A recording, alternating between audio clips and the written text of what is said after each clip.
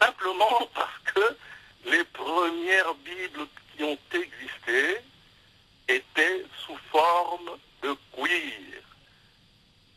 C'est ce qu'on appelait les parchemins. En fait, les parchemins, c'était des peaux de mouton, de brebis ou d'agneau qui étaient préparés avec un produit qu'on appelait la lin et qui servait à écrire les pièces qu'on voulait conserver longtemps, notamment la Bible. Comment est-ce que nos ancêtres pouvaient savoir que la peau, le cuir, servait de support d'écriture s'ils n'en étaient pas les auteurs? Vous voyez ce que je veux dire? Absolument. Mais donc, on peut dire qu'il y a l'écriture a existé donc à cette Bien époque-là. sûr, si jamais nous avons l'occasion de nous voir, je vous montrerai quelle est notre écriture, une écriture qui a été cachée pour des raisons évidentes de survie. Nous avons une écriture. Je me souviendrai toujours de ma grand-mère, qui un jour m'a dit, Mélo, tu sais, quand je t'entends parler, j'avais des doutes avant, mais maintenant, de plus en plus, je trouve que tu dis vrai. Mon grand-père m'a raconté, parce que ma grand-mère était née en 1906, ok? Il m'a parlé de son grand-père. Donc, grand-père, disons, 2 générations plus haut, on peut le situer vers 1850. Son grand-père lui a raconté cette histoire très édifiante, qu'un jour, il était en train de travailler à des travaux de terrassement avec des Portugais, et à peu près à 1,50 m, 1,80 m du sol, ils sont tombés sur des pots en terre cuite, la poterie, et à l'intérieur, il y avait des parchemins, c'est-à-dire du cuir avec des écritures inconnues. Qu'est-ce que les Portugais ont fait? Ils les ont chassés tous ceux qui étaient cons ont été chassés, et les pots et les parchemins qui étaient dedans ont disparu jusqu'à ce jour.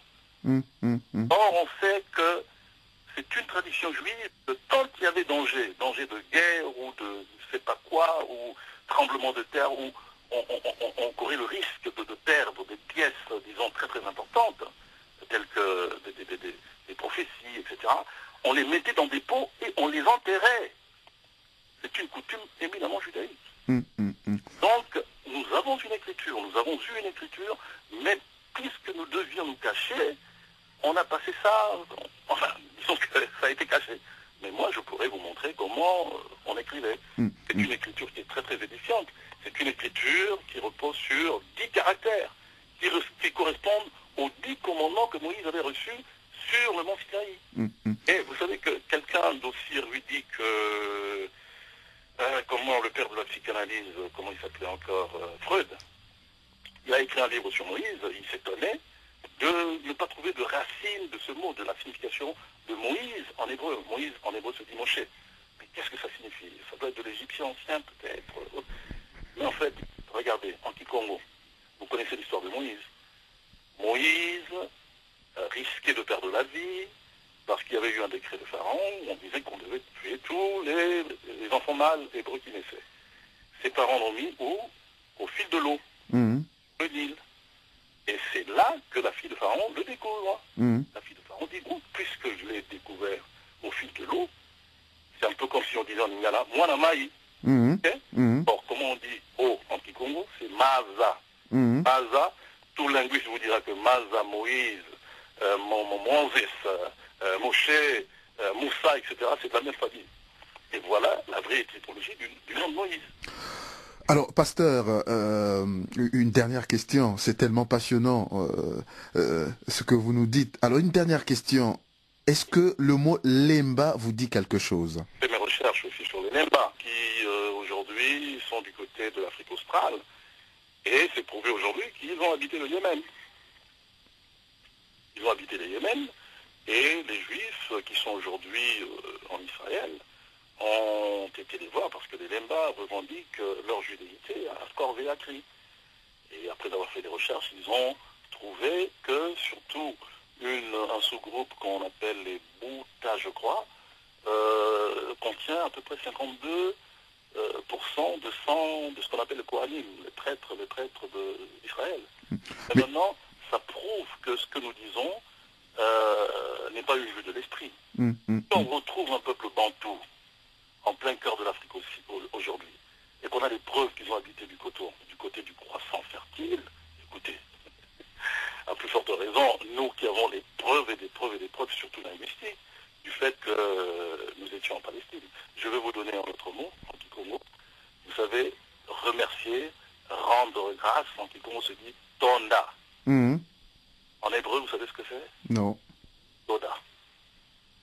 Il n'y a que la nasale qui différencie les deux mots. Et les psaumes, les cantiques dans la liturgie judaïque d'action de grâce, on les appelle Shirim Hatova et Shirim Hatoda. Shirim Hatoda, c'est-à-dire les cantiques, les chansons ou les poèmes d'action de grâce. Le mot est le même qu'en Kikongo. Comment vous expliquez ça? Ben, c'est très passionnant, pasteur Melo, ce que vous nous dites. Très rapidement, oui. Pour vous intéresser aussi à ceux qu'on appelle les vierges noires, les madones noires. Le pape Jean-Paul II ne se promenait jamais sans avoir un badge à l'effigie de la Vierge Noire ou de la Madone Noire de Częstochowa en Pologne. Or, la Pologne est un pays européen, un pays de blanc. Comment se fait-il qu'ils adorent une Vierge, la mère même de Jésus, noire? Il faut se poser des questions. On nous cache quelque chose. Jusqu'à aujourd'hui, vous allez en Pologne et vous verrez que la plus grande fête religieuse en Pologne, c'est la fête de la Madone Noire ou de la Vierge Noire de Częstochowa. Est-ce que ce que vous nous dites, est-ce qu'il y a un lien entre les tribulations qui secouent les deux Congos aujourd'hui avec justement ce que vous nous dites? Vous savez que c'est pas, on n'appartient pas au peuple, disons, élu de Dieu sans connaître de tribulations et de tribulations. Je peux vous dire, hein.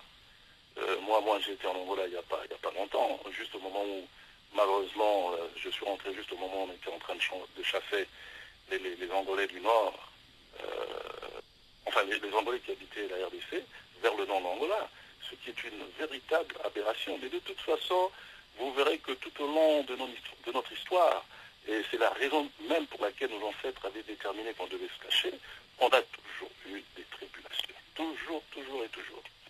Un peu dans ce cadre-là. Alors... Mais avec la révélation du troisième secret de Fatima, vous allez voir. Il y a un autre indice qui est très très fort. Vous savez, dans la Bible, vous prenez Actes chapitre 7, verset 6, vous verrez qu'on parle de la déportation des enfants d'Israël, c'est-à-dire les vrais, de leur patrie vers les pays étrangers où ils allaient être réduits à l'esclavage pendant 400 ans. Mais regardez les livres d'histoire et vous verrez. Écoutez les Rastas quand ils sont en train de chanter 400 years of slavery. Cela ne s'est produit que dans une communauté, et c'est la communauté des Africains qui ont suivi cette déportation, cet esclavage vers les Amériques. Et lorsque cette nouvelle des 12 tribus d'Israël va éclater au grand jour, vous verrez quelle sera la réaction de la diaspora. Vous imaginez si aujourd'hui on apporte la preuve que Jésus, Christ, le Fils de Dieu, est noir, africain, qu'est-ce qui se passe? Il y aura véritablement un tremblement de terre, quoi. Absolument. Et c'est la raison pour laquelle le Vatican s'évertue depuis 1960, où il devait dire la vérité, à cacher cette vérité-là. N'hésitons pas d'ailleurs, je prends vraiment des risques en disant ça, mais souvenez-vous de Jean-Paul Ier qui est resté à peine 33 jours. C'est quelqu'un qui était honnête, j'ai encore lu un livre sur lui récemment, et qui s'est dit, moi je ne peux pas prendre sur moi de garder une nouvelle aussi fondamentale. Et il s'apprêtait à révéler le troisième secret de Fatima quand il est mort, inopinément.